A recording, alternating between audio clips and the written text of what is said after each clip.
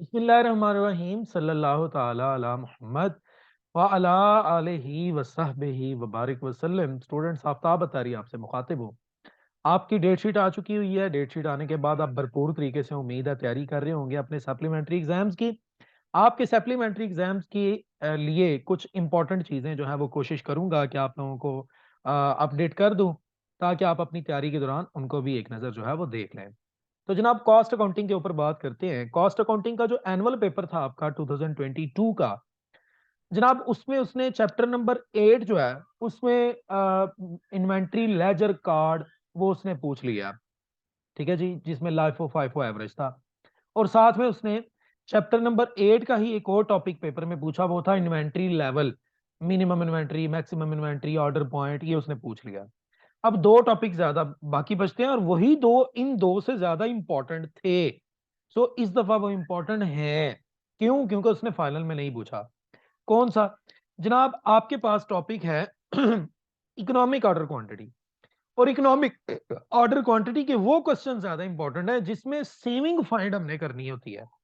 आप अपने economic order quantity के टॉपिक को निकालें, और टॉपिक निकाल के तो जनाब आप जो है ना वो उसके एंड वाले क्वेश्चंस देखें। इकोनॉमिक ऑर्डर क्वांटिटी के एंड वाले क्वेश्चन, उसमें उसने कहा होगा कि ईओ क्यू फाइंड करें, और साथ में बताएं कि ईओ क्यू को फॉलो करने से, इकोनॉमिक ऑर्डर क्वांटिटी को फॉलो करने से कितनी सेविंग हुई।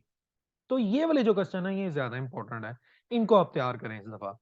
और इससे भी ज्यादा अगर आप इंपॉर्टेंट बात करें तो वो है आपके पास डिफेक्टिव एंड स्पॉइल प्रोडक्शन के एंड वाले दो क्वेश्चंस। आपके चैप्टर नंबर 8 के अंदर ही डिफेक्टिव एंड स्पॉइल प्रोडक्शन का एक पोर्शन है।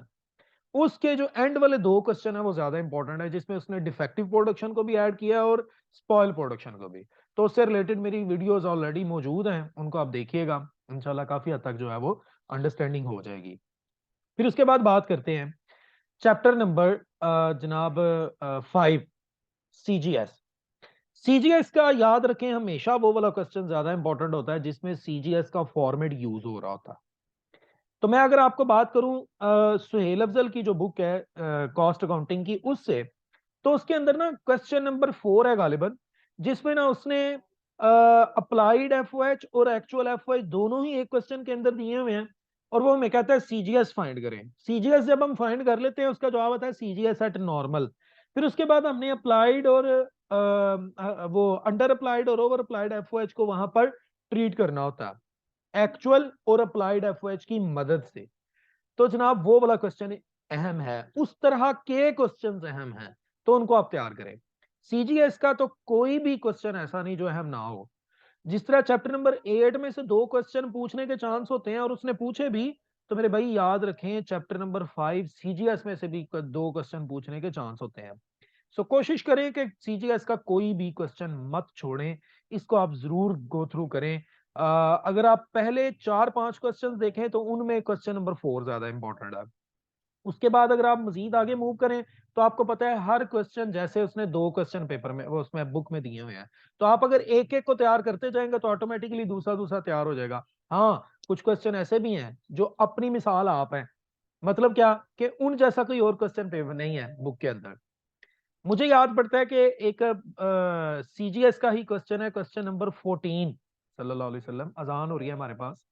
तो जनाब अली, उसका क्वेश्चन नंबर 14 जो है ना, जिसमें पिछले 5-6 सालों की सेल है और पिछले 5-6 सालों का ग्रॉस प्रॉफिट है, और फिर हम पिछले 5-6 सालों के सेल और ग्रॉस प्रॉफिट को यूज करके निकालते हैं सीजीएस, और सीजीएस को निकाल के फिर उसकी परसेंटेज निकालते हैं। उस परसेंटेज को फिर अप्लाई करते हैं अपने मौजूदा डाटा पे। जिन बच्चों ने पढ़ा हुआ है ना उनको बड़े अच्छे से याद होगा कि किस क्वेश्चन की बात हो रही है, वो क्वेश्चन अहम है। इसके अलावा आपकी बुक में ऐसे क्वेश्चन भी हैं सीजीएस के कि जिसमें उसने 5-6 रिक्वायरमेंट दी हुई है। Number of unit manufactured, cost of goods manufactured, per unit cost, closing finish goods inventory की कॉस्ट, सीजीएस, ग्रॉस प्रॉफिट। ये उसने एक ही क्वेश्चन के अंदर ना 5-6 चीजें दी हुई हैं। और इस तरह के आपकी बुक में 3 सवाल हैं, उन तीनों को तैयार करें, बड़े अहम है ये। और जनाब ये बहरहाल कुछ अहम की बात हो गई, लेकिन मैं पहले कह चुका हूं कि सीजीएस जो है ये बहुत अहम है, इसका कुछ भी मत छोड़ें, दो क्वेश्चन आने के चांस हैं। अब बात करते हैं चैप्टर नंबर 10 की। जिस तरतीब से बता रहा हूँ ऐसे ही आप तैयार भी कर लें, ज्यादा इजीली तैयार आप कर लेंगे। चैप्टर नंबर 10 में जो पहले 5 क्वेश्चन है ना, उनमें जो क्वेश्चन नंबर 3, 4 और 5 है, ये अहम है। इन तीनों में से एक क्वेश्चन पेपर में आया भी हुआ है, लिहाजा इसको तैयार कर लें। उसके बाद आप चले जाएं वेरिएंस एनालिसिस के ऊपर, चैप्टर नंबर 10 में ही क्वेश्चन नंबर 17 से स्टार्ट हो जाता है। वहां से लेके तो क्वेश्चन नंबर 32, 33 तक जो है ना, वो क्वेश्चन अहम है। अच्छा, इनमें से भी जो ज्यादा अहम है अब वो कौन से हैं? वो है अंडर हाई और लो पॉइंट वाले क्वेश्चन, वो ज्यादा अहम है।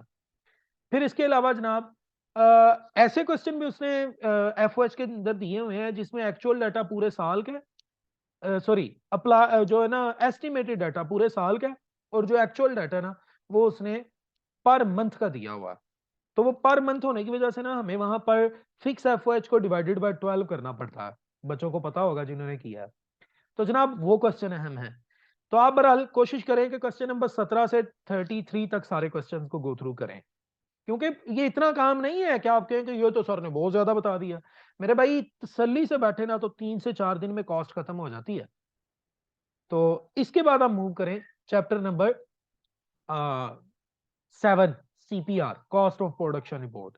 भाई कॉस्ट ऑफ प्रोडक्शन रिपोर्ट में सेकंड डिपार्टमेंट के अंदर नॉर्मल लॉस और सेकंड डिपार्टमेंट में एब नॉर्मल लॉस, ये सवाल इंपॉर्टेंट है। फिर इसके अलावा फर्स्ट डिपार्टमेंट में एब नॉर्मल लॉस, ये कम थोड़ा सा इंपॉर्टेंट है लेकिन कर लें। फिर इसके अलावा सेकंड डिपार्टमेंट में नॉर्मल लॉस हुआ है और यूनिट स्टिल इन हैंड है, वो कंप्लीट यूनिट है लेकिन स्टिल इन हैंड है, उस क्वेश्चन को तैयार करें। इसके अलावा आपके पास क्वेश्चन नंबर 23, 24 है गालिबन, जिसमें वो बताता है कि 50% यूनिट 10% कंप्लीट है, 30% यूनिट 20% कंप्लीट है, रिमेनिंग यूनिट 35% कंप्लीट है। इस तरह से वो बताता है। तो ये वाला क्वेश्चन आपके पेपर में आया भी है, तो इसको भी एक बार गो थ्रू कर लें। तो आपने अगर सीपीआर को स्टार्ट करना है ना, तो जनाब आप चैप्टर क्वेश्चन नंबर 9 से स्टार्ट कर लें। क्वेश्चन नंबर 9 से लेके तो 23, 24 तक कर लें, आपके सारे उसके अंदर ओके हो जाएंगे। तो बहरहाल जो मैंने आपको बोले हैं ये जरा ज्यादा इंपॉर्टेंट है, इनको पहले आप तैयार कर लीजिएगा। इसके अलावा नंबर ऑफ यूनिट इंक्रीज हो जाते हैं, एक ऐसा क्वेश्चन भी है, उसको आप तैयार करें सीपीआर के अंदर ही। तो ये मेरा बेटा इंपॉर्टेंट चीजें हैं, काफी सारी अपडेट मैंने की हुई है अपने यूट्यूब पे इसमें सॉल्व करके, तो आप उनको तैयार करें। बाकी इंशाल्लाह वीडियोस मैं अपलोड करता रहूंगा। Keep watching Aftab Attari official.